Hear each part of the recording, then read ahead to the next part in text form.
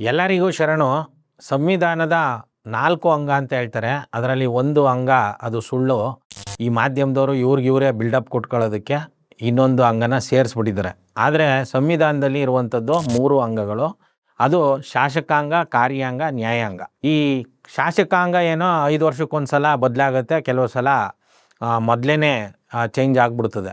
ಆದರೆ ಈ ಕಾರ್ಯಾಂಗ ಮತ್ತು ನ್ಯಾಯಾಂಗ ಏನಿದೆ, ಇವರು ಒಂದು ಸಲ ಪರೀಕ್ಷೆಗಳನ್ನ ಬರೆದು ಕೆಲಸಕ್ಕೆ ಸೇರ್ಕೊಂಡ್ರೆ ಕನಿಷ್ಠ 25 ವರ್ಷ, 30 ವರ್ಷ, 35 ವರ್ಷ ಈ ರೀತಿ ಇರ್ತಾರೆ. ಇವ್ರುಗಳು ಒಂದೇ ಜಾಗದಲ್ಲಿ ಕೂತ್ಕೊಬಿಟ್ರೆ ಇವರು ಭಾಳ ದೊಡ್ಡ ಅಧಿಕಾರನ ಚಲಾಯಿಸೋಕ್ಕೆ ಸ್ಟಾರ್ಟ್ ಮಾಡಿಬಿಡ್ತಾರೆ. ಮತ್ತು ದರ್ಪ ಆಟೋಮೆಟಿಕಲಿ ಬೆಳೆದು ಬಿಡುತ್ತೆ. ಹಾಗಾಗಿ ಇವ್ರಿಗೆ ಟ್ರಾನ್ಸ್ಫರ್ ಮಾಡುವಂಥದ್ದು ಸರ್ಕಾರಿ ಅಧಿಕಾರಿಗಳಿಗೆ ಅದು ಸರ್ವೇ ಸಾಮಾನ್ಯ. ಆದರೆ ಈ ಟ್ರಾನ್ಸ್ಫರ್ ಅನ್ನುವಂಥದ್ದು ಕೂಡ ಅದು ದಂಧೆ ರೂಪ ಪಡ್ಕೊಂಡಿದೆ. ಅದು ಎಲ್ರಿಗೂ ಗೊತ್ತಿರೋ ವಿಚಾರನೇ. ಯಾವುದಾದ್ರೂ ಒಂದು ಪಕ್ಷ ಅಧಿಕಾರಕ್ಕೆ ಬಂದ ತಕ್ಷಣ, ಅಂದರೆ ಶಾಸಕಾಂಗ ಯಾವಾಗ ಬದಲಾಗುತ್ತೆ ಆವಾಗ ಎಲ್ಲರೂ ಅವ್ರಿಗೆ ಬೇಕಾದವ್ರನ್ನ ತಂದು ಹಾಕೊಳ್ತಾರೆ. ಇಲ್ಲ ಅಂತಂದರೆ ಯಾರು ದುಡ್ಡು ಕೊಡ್ತಾರೆ ಅವ್ರನ್ನ ಅವ್ರಿಗೆ ಎಲ್ಲೆಲ್ಲಿ ಬೇಕೋ ಅಲ್ಲಿಗೆ ಟ್ರಾನ್ಸ್ಫರ್ ಮಾಡ್ತಾರೆ. ಈ ಥರದ್ದು ದಂಧೆ ನಡೀತಾ ಇದೆ. ಇದು ಏನಂತಂದರೆ ಓಪನ್ ಸೀಕ್ರೆಟ್. ಇದು ಯಾರೂ ಕೂಡ ಇದನ್ನು ಹೇಳಿದ್ರೆ ಇಲ್ಲ ಇವ್ನು ಹೇಳ್ತಾ ಇರೋದು ಸುಳ್ಳು ಅಂತ ಹೇಳೋಕ್ಕಾಗಲ್ಲ. ಆದರೆ ನಾವು ಅದನ್ನು ಪ್ರೂವ್ ಮಾಡೋದಕ್ಕೆ ಸರಿಯಾದ ಪುರಾವೆಗಳು ಸಿಗೋದಿಲ್ಲ. ಇಲ್ಲ ಅದರ ಹಿಂದೆನೇ ಬಿದ್ದರೆ ಖಂಡಿತವಾಗ್ಲೂ ಆ ಪುರಾವೆಗಳನ್ನ ಸಮೇತನೂ ಕೂಡ ಇದನ್ನು ಸಾಬೀತುಪಡಿಸ್ಬೋದು. ಆದರೆ ಅಷ್ಟೊಂದು ಮುತುವರ್ಜಿ ವಹಿಸುವಂಥ ಅಗತ್ಯತೆ ಯಾರೂ ಕೂಡ ತಗೊಂಡಿಲ್ಲ. ಹಾಗಾಗಿನೇ ಇಷ್ಟೊಂದು ಭ್ರಷ್ಟಾಚಾರ ತಾಂಡವ ಆಡ್ತಾ ಇದೆ. ಈ ಭ್ರಷ್ಟಾಚಾರಕ್ಕೆ ಇದೊಂದೇನ ಕಾರಣ ಅಂದರೆ ಖಂಡಿತವಾಗ್ಲೂ ಇಲ್ಲ. ಎಲ್ಲಿಂದ ಭ್ರಷ್ಟಾಚಾರ ಸ್ಟಾರ್ಟ್ ಆಗುತ್ತೆ ಅಂದರೆ, ದೇವ್ರೆ ನನ್ನ ಒಬ್ಬನಿಗೆ ಒಳ್ಳೇದು ಮಾಡಿಬಿಡು, ನನ್ನ ಮನೆಯವ್ರನ್ನ ಕಾಪಾಡ್ಬಿಡು, ನನ್ನ ಒಬ್ಬನ ಕಾಪಾಡ್ಬಿಡು ಅಂತೀವಲ್ಲ, ಇಲ್ಲಿಂದ ಭ್ರಷ್ಟಾಚಾರ ಅನ್ನೋದು ಸ್ಟಾರ್ಟ್ ಆಗುತ್ತೆ. ಹಾಗಾಗಿ ಆಸ್ತಿಕತೆ ಎಲ್ಲಿವರೆಗೂ ಇರ್ತದೋ ಅಲ್ಲಿವರೆಗೂ ಭ್ರಷ್ಟಾಚಾರ ಅನ್ನೋದು ಇದ್ದೇ ಇರ್ತದೆ. ಎಂಥ ಸ್ವಾರ್ಥ ನೋಡಿ, ನನ್ನ ಒಬ್ಬನ್ನ ಕಾಪಾಡ್ಬಿಡು, ನನ್ನ ಒಬ್ಬನ್ನ ಸೇಫ್ ಮಾಡಿಬಿಡು. ನಿಜವಾಗ್ಲೂ ಅಲ್ಲಿ ಯಾರೋ ಕಾಪಾಡೋದಕ್ಕೋ ಮತ್ತೊಂದೋ ಮಗದೊಂದೋ ಇರೋದಿಲ್ಲ. ಆದರೆ ಈ ಮನಸ್ಥಿತಿ ಅದು ಮುಂದುವರಿತಾ ಸ್ವಾರ್ಥನ ಹೆಚ್ಚು ಮಾಡಿ ಈ ರೀತಿ ಲಂಚಕೋರ್ತನಕ್ಕೆ, ಭ್ರಷ್ಟಾಚಾರಕ್ಕೆ ಎಡೆ ಮಾಡಿಕೊಡುತ್ತೆ.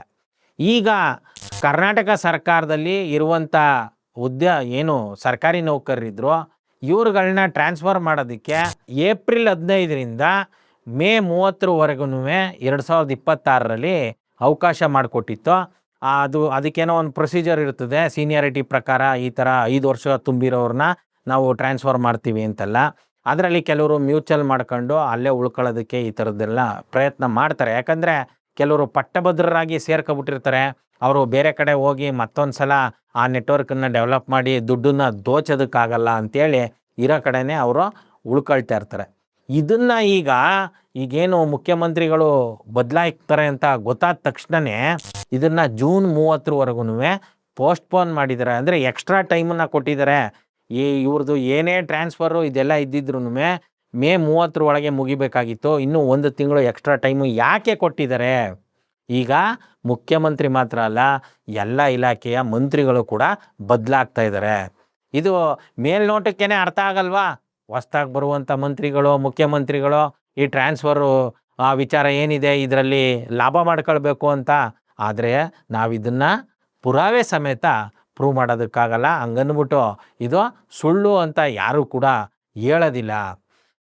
ಮತ್ತು ಅವರು ಲಂಚ ಕೊಡ್ತಾರೋ ಲಂಚ ಕೊಡಲ್ವೋ, ಅವರು ಟ್ರಾನ್ಸ್ಫರ್ ಅಂತೂ ಖಂಡಿತವಾಗ್ಲೂ ಆಗಬೇಕು.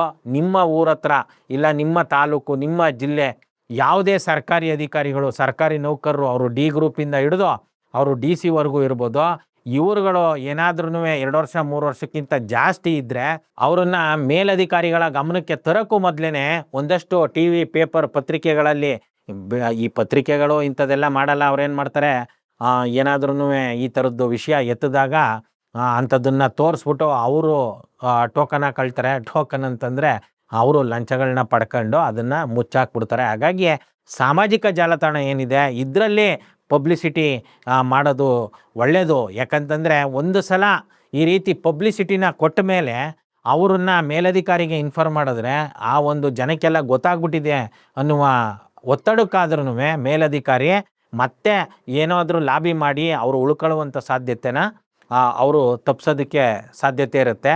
ಇಲ್ಲಿ ಬರೀ ಡಿ ಗ್ರೂಪಿಂದ ಡಿ ಸಿವರೆಗೆ ಯಾವ ಹಂತದಲ್ಲೂ ಕೂಡ ನಿಮಗೆ 100% ಪ್ರಾಮಾಣಿಕರು ಸಿಕ್ಕಲ್ಲ. ಅದೇ ರೀತಿ 100% ಭ್ರಷ್ಟಾಚಾರಿಗಳೂ ಸಿಕ್ಕಲ್ಲ. ಒಂದೊಂದು ಹಂತದಲ್ಲೂ ಕೂಡ ಒಂದಷ್ಟು ಜನ ಭ್ರಷ್ಟಾಚಾರ ಮಾಡೋರು, ಒಂದಷ್ಟು ಜನ ಲಂಚಕೋರರು, ಒಂದಷ್ಟು ಜನ ಪ್ರಾಮಾಣಿಕರು ಖಂಡಿತವಾಗ್ಲೂ ಸಿಗ್ತಾರೆ. ಇದನ್ನು ಐಡೆಂಟಿಫೈ ಮಾಡುವಂಥದ್ದು ನಿಮ್ಗಳಿಗೆ ಗೊತ್ತಿರ್ತದೆ ನಿಮ್ಮ ಊರುಗಳಲ್ಲಿ. ಹಾಗಾಗಿ ಯಾರಿಗೆ ವರ್ಗಾವಣೆ ಆಗಿಲ್ಲ ಸಾಕಷ್ಟು ವರ್ಷದಿಂದ ಅಂಥವ್ರನ್ನ ಗುರುತು ಮಾಡಿ ಅವರು ವರ್ಗಾವಣೆ ಆಗುವಂಗೆ ನಾವೆಲ್ಲ ನೋಡ್ಕೊಳ್ಬೇಕಾಗಿದೆ. ಇದೊಂದು ಒಳ್ಳೆಯ ಸಮಾಜವಾಗಿ ಮುನ್ನಡಿಬೇಕು ಅಂತಂದರೆ ಇಂಥದ್ದನ್ನೆಲ್ಲ ನಾವು ವಾಲಂಟ್ರಿಯಾಗಿ ಮಾಡಬೇಕು. ಇದರಿಂದ ನಿನಗೇನು ಉಪಯೋಗ, ಇದರಿಂದ ನನಗೇನು ಉಪಯೋಗ ಅಂತ ಆಲೋಚನೆ ಮಾಡಿದ್ರೆ ಒಟ್ಟಾರೆ ಸಮಾಜ ಅದು ಅದೇ ರೀತಿ ಇರುತ್ತೆ. ಇನ್ನು ಸಾಕಷ್ಟು ಬಾರಿ ನಾವುಗಳನ್ನು ಕೂಡ ಇರುವ 2,70,000 ಉದ್ಯೋಗಗಳನ್ನ ತುಂಬಿ ಅಂತ ಸ್ಟ್ರೈಕೆಲ್ಲ ಮಾಡಿದ್ದೀವಿ. ಅದ್ರ ಬಗ್ಗೆ ಪದೇ ಪದೇ ದನಿ ಮಾಡ್ತಾಯಿದ್ದೀವಿ, ಕೇಸ್ ಹಾಕ್ಸ್ಕೊಂಡಿದ್ದೀವಿ, ಜೈಲಿಗೆ ಹೋಗಿದ್ದೀವಿ, ಇದೆಲ್ಲ ಆಗಿದೆ. ಈಗ ಜೂನ್ 1ನೇ ತಾರೀಕಿಂದ ಸ್ಕೂಲ್ ಸ್ಟಾರ್ಟ್ ಆಯ್ತಲ್ಲ, ಇಲ್ಲಿ ಒಂದು 56,000-57,000 ಶಿಕ್ಷಕರ ಕೊರತೆ ಇದೆ. ಆ ಶಿಕ್ಷಕರ ಕೊರತೆ ಮಾತ್ರ ಅಲ್ಲ, ಪಾಪ ಕುಡಿಯುವ ನೀರಿಗೆ, ಟಾಯ್ಲೆಟ್ಗೆ, ಹೆಣ್ಮಕ್ಳು ಗಂಡು ಮಕ್ಕಳಿಗೆ ಬೇರೆ ಬೇರೆ ಟಾಯ್ಲೆಟ್ಗಳಿರಬೇಕು, ಅದನ್ನು ಕೂಡ ಇವರು ಸರಿಯಾಗಿ ಮಾಡಿಲ್ಲ. ಇನ್ನು ಕುಡಿಯುವ ನೀರಿನ ವ್ಯವಸ್ಥೆ ಇಲ್ಲ, ಕಾಂಪೌಂಡ್ಗಳಿಲ್ಲ. ಇವ್ರಿಗೆ ಏನಾಗ್ಬಿಟ್ಟಿದೆ ಶಿಕ್ಷಣ ಇಲಾಖೆಗೆ, ಅದು ಯಾವುದೇ ಪಕ್ಷದ ಸರ್ಕಾರ ಬಂದ್ರೂ ಕೂಡ ಈ ಕೊರತೆಗಳು ಅದೇ ರೀತಿ ಮುಂದುವರಿತಾ ಇದೆ. ಆದ್ರೂ ಕೂಡ ಇವರು ಹೊಸದಾಗಿ ಬೇರೆ ಬೇರೆ ಏನೇನೋ ಸ್ಕೀಮ್ಗಳನ್ನ ಮಾಡಿ ಈ ಜನರನ್ನ ದಿಕ್ಕು ತಪ್ಪಿಸ್ತಾರೆ. ಇಲ್ಲಿ ಒಂದು ವಿಚಾರನ ಹೇಳೋದಕ್ಕೆ ಇಷ್ಟಪಡ್ತೀನಿ. ಇವರು ಜೂನ್ 1ನೇ ತಾರೀಕೊಳಗೆ ಹೇಳ್ಬೇಕಾಗಿದ್ದು ಏನಂದರೆ, 3 ಭಾಷೆ 3 ನುಡಿ ನೀತಿನ ತೆಗೆದಾಕಿ 2 ನುಡಿ ನೀತಿ ಮಾಡಿದ್ದೀವಿ ಅಂದರೆ 625 ಮಾರ್ಕ್ಸ್ಗೆ ಏನಿತ್ತೋ ಅದನ್ನು ತೆಗೆದಾಕಿ ಇನ್ಮೇಲೆ 525 ಮಾಡ್ತೀವಿ ಅಂತ ಗ್ರೇಡ್ ಸಿಸ್ಟಮ್ ಅಂತೆಲ್ಲ ಅನೌನ್ಸ್ ಮಾಡಿ ಹಿಂದಿನ ತೆಗೆದಾಕಿದ್ರಲ್ಲ, ಇದ್ರ ವಿಚಾರ ಏನಾಯಿತು? ಇದನ್ನು ಹೇಳಲೇ ಇಲ್ಲ. ಈ ವಿಚಾರನ ಯಾವ ರೀತಿ ದಿಕ್ಕು ತಪ್ಪಿಸ್ಬಿಟ್ರು ಅಂತಂದರೆ, ನಾವು ದ್ವಿಭಾಷಾ ಮಾಧ್ಯಮನ 15 ಜಿಲ್ಲೆಯಲ್ಲಿ ಪ್ರಾಯೋಗಿಕವಾಗಿ ಈ ವರ್ಷ ಜಾರಿ ಮಾಡ್ತಾ ಇದ್ದೀವಿ. ಇನ್ನು 1 ವರ್ಷ ಆದಮೇಲೆ ಎಲ್ಲ ಸ್ಕೂಲಲ್ಲೂ ದ್ವಿಭಾಷಾ ಮಾಧ್ಯಮ ಜಾರಿ ಮಾಡ್ತೀವಿ ಅಂತ ಅನೌನ್ಸ್ ಮಾಡಿಬಿಟ್ರು. ಏನಿದು ದ್ವಿಭಾಷಾ ಮಾಧ್ಯಮ ಅಂತಂದರೆ ಕನ್ನಡ ಮೀಡಿಯಮ್ಮು, ಇಂಗ್ಲೀಷ್ ಮೀಡಿಯಮ್ಮು ಅಷ್ಟೇ. ಇದನ್ನು ಇವರು ಸಾಕಷ್ಟು ಜನನ ಕನ್ಫ್ಯೂಸ್ ಮಾಡಿ ಇಟ್ಟರು. ಈ ರೀತಿ ಬೇಡದೇ ಇರುವಂಥ ವಿಚಾರಗಳನ್ನ ಇವರು ಮುನ್ನೆಲೆಗೆ ತಂದು ನಿಜವಾಗ್ಲೂ ಬೇಕಾಗಿರೋದು ಏನು, ಸ್ಕೂಲ್ಗಳಿಗೆ ಬಿಲ್ಡಿಂಗ್ ಸರಿ ಇಲ್ಲ, ಬೆಂಚ್ಗಳಿಲ್ಲ. ನೀವು ಸಾಕಷ್ಟು ಗ್ರಾಮೀಣ ಭಾಗಗಳಿಗೆ ಹೋದರೆ ಈಗಲೂ ಕೂಡ ಅತಿ ಹೆಚ್ಚು ಮಕ್ಕಳು ಓದ್ತಾ ಇರೋದು ಸರ್ಕಾರಿ ಶಾಲೆಗಳಲ್ಲೇ. ಇವತ್ತಿಗೂ ಕೂಡ ನಮ್ಮ ಜನಸಂಖ್ಯೆ ಏನಿದೆ ಇದು 37% ಮಾತ್ರನೇ ಅರ್ಬನೈಸೇಷನ್ ಅಂದರೆ ನಗರ ಪ್ರದೇಶಗಳಲ್ಲಿರೋದು. ಗ್ರಾಮೀಣ ಪ್ರದೇಶದಲ್ಲಿ ಈಗಲೂ ಕೂಡ 63% ಜನಸಂಖ್ಯೆ ಈಗಲೂ ಇದೆ. ಅಂದರೆ ಅತಿ ಹೆಚ್ಚು ಮಕ್ಕಳು ಗ್ರಾಮೀಣ ಪ್ರದೇಶದಲ್ಲಿ ಇದ್ದಾರೆ. ಈ ಮಕ್ಕಳುಗಳಿಗೆ ಆ PT ಪೀರಿಯಡ್ಗಳು ಸರಿಯಾಗಿ ಕೊಡಲ್ಲ, ಮತ್ತು ಆಟಿಕೆಗಳನ್ನ ಕೊಡೋದಿಲ್ಲ, ಸರಿಯಾಗಿ ಗ್ರೌಂಡ್ ಇರಲ್ಲ, ಇನ್ನು ಕುಡಿಯೋ ನೀರಿನ ವ್ಯವಸ್ಥೆ ಇರಲ್ಲ. ಅವ್ರು ಏನಾದ್ರೂ ಶೌಚಾಲಯಕ್ಕೆ ಹೋಗ್ಬೇಕು ಅಂತಂದರೆ ಬೈಲಲ್ಲಿ ಹೋಗ್ಬೇಕು. ಅದರಲ್ಲೂ ಹೆಣ್ಮಕ್ಳುಗಳನ್ನ ಕಳ್ಸೋದಕ್ಕೇ ಹಿಂಜರಿಕೆ ಪಡ್ತಾರೆ. ಇದೆಲ್ಲ ಏನಕ್ಕೆ ಈ ರೀತಿ ಆಗಿದೆ ಅಂತಂದರೆ, ಇದು ಎಜುಕೇಷನ್ ಮಾಫಿಯಾ. ಖಾಸಗಿ ಶಿಕ್ಷಣ ಸಂಸ್ಥೆಗಳನ್ನ ನಡೆಸ್ತಾ ಇರೋರು ಯಾರು? ಇದೇ ಮುಖ್ಯಮಂತ್ರಿಗಳು, ಇದೇ ಮಂತ್ರಿಗಳು, MLAಗಳು, ಇವ್ರ ನೆಂಟರಿಷ್ಟರು, ಬಾಮೈಕ್ಳು, ಅತ್ತೆದಿರು, ಮಾವದಿರು, ಈ ಥರದವ್ರನ್ನೇ ನಡೆಸ್ತಾ ಇರೋದ್ರಿಂದ ಇವ್ರು ಮಾತ್ರ ಹೇಳೋದು ಮಾತ್ರ, ಅಯ್ಯೋ ನಾವು ಮೇಂಟೆನೆನ್ಸ್ಗೆ ಅಷ್ಟೊಂದು ಕೊಡ್ಬೇಕಪ್ಪ, ಟೀಚರ್ಸ್ ಕೊಡಬೇಕು, ಆ ವ್ಯಾನವನು ಕೊಡಬೇಕು, ಈ ಥರದ್ದೆಲ್ಲ ಹೇಳ್ತಾರೆ. ಇವರ ಐಷಾರಾಮಿ ಜೀವನಗಳನ್ನ ನೀವು ನೋಡಬೇಕು. ಸ್ಕೂಲ್ ನಡೆಸ್ತಾ ಇರೋರು, ಕಾಲೇಜ್ ನಡೆಸ್ತಾ ಇರೋವಂಥವ್ರು, ಇವರೆಲ್ಲ ಸಮಾಜದಲ್ಲಿ ಬೇರೆ ಬೇರೆ ಕಾರ್ಯಕ್ರಮಗಳಲ್ಲಿ ಭಾಳ ದೊಡ್ಡ ಗೆಸ್ಟ್ಗಳು, ಚೀಫ್ ಗೆಸ್ಟ್ಗಳು. ಅವ್ರನ್ನ ಚೀಫ್ ಗೆಸ್ಟ್ ಅಂತ ಅಂದು ಅವಮಾನ ಮಾಡಬಾರ್ದು. ಇವರೆಲ್ಲರೂ ಕೂಡ ಕೊಳ್ಳೆ ಹೊಡೆದು ಇವತ್ತಿನ ರಾಜಕಾರಣನೂ ಕೂಡ ನಡೆಸ್ತಾ ಇದ್ದಾರೆ. ಈ ಒಂದು ಶಿಕ್ಷಣ ವ್ಯವಸ್ಥೆನ ಸಂಪೂರ್ಣವಾಗಿ ಕುಲುಗೆಡಿಸುವಂಥ ಒಂದು ಕಾಂಟ್ರಾಕ್ಟನ್ನ ಇವರೆಲ್ಲ ತಗೊಂಡೇ ಇವರೆಲ್ಲ ರಾಜಕಾರಣಕ್ಕೆ ಬಂದಿರುವಂಥದ್ದು.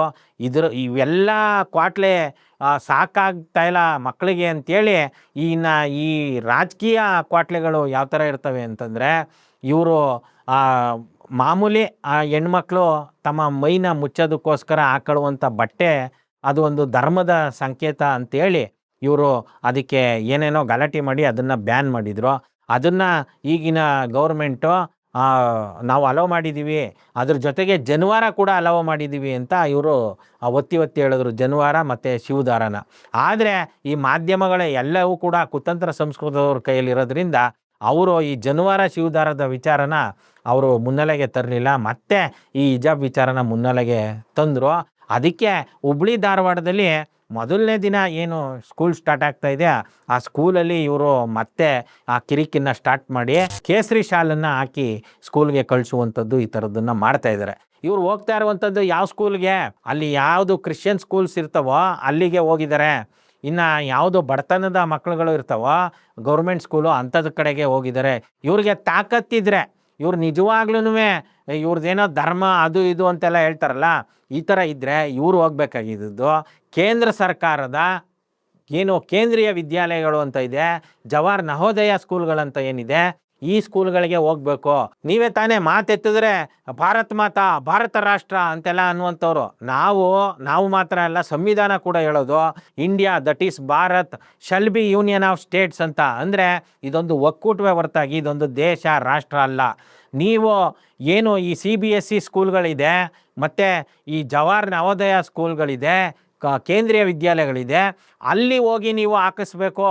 ಯಾವುದನ್ನು ಈ ಒಂದು ಕೇಸರಿ ಶಾಲ್ಗಳನ್ನ ಅದನ್ನು ಬಿಟ್ಬಿಟ್ಟು ನೀವು ಮೈನಾರಿಟಿ ಇನ್ಸ್ಟಿಟ್ಯೂಷನ್ಗಳಲ್ಲಿರ್ತವೆ ಅಲ್ಲಿ ಹೋಗುವಂಥದ್ದು, ಅಲ್ಲಿ ಕಿರಿಕ್ಗಳನ್ನ ಮಾಡೋದು. ಗೌರ್ಮೆಂಟ್ ಸ್ಕೂಲ್ಗಳಲ್ಲಿ ಬಡವ್ರ ಮಕ್ಳುಗಳು ಹೋಗ್ತಾರೆ, ಹಳ್ಳಿ ಮಕ್ಳುಗಳು ಹೋಗ್ತಾರೆ, ಅಲ್ಲೋಗಿ ಕಿರಿಕ್ ಮಾಡುವಂಥದ್ದು. ಇದು ನಿಜವಾಗ್ಲೂ ನೀವು ಯಾವ ರೀತಿಯ ಕಮಂಗಿಗಳು ಅನ್ನೋದನ್ನು ತೋರಿಸುತ್ತೆ ಅಂತ ಈ ಮೂಲಕ ಹೇಳೋದಕ್ಕೆ ಇಷ್ಟಪಡ್ತೀನಿ. ಸಂಪೂರ್ಣವಾಗಿ ಈ ಶಿಕ್ಷಣ ವ್ಯವಸ್ಥೆಯಲ್ಲಿ ಬದಲಾವಣೆ ತರೋದಕ್ಕೆ ಸಾರ್ವಜನಿಕರೇ ಮುಂದಾಗಬೇಕೆ ಹೊರತಾಗಿ ಈ ರಾಜಕಾರಣಿಗಳನ್ನ ಅಧಿಕಾರಿಗಳನ್ನ ನಂಬ್ಕೊಂಡು ಕೂತ್ಕೊಂಡ್ರೆ ಆಗೋದಿಲ್ಲ ಅಂತ ಹೇಳ್ತಾ ಶರಣು. Thank you.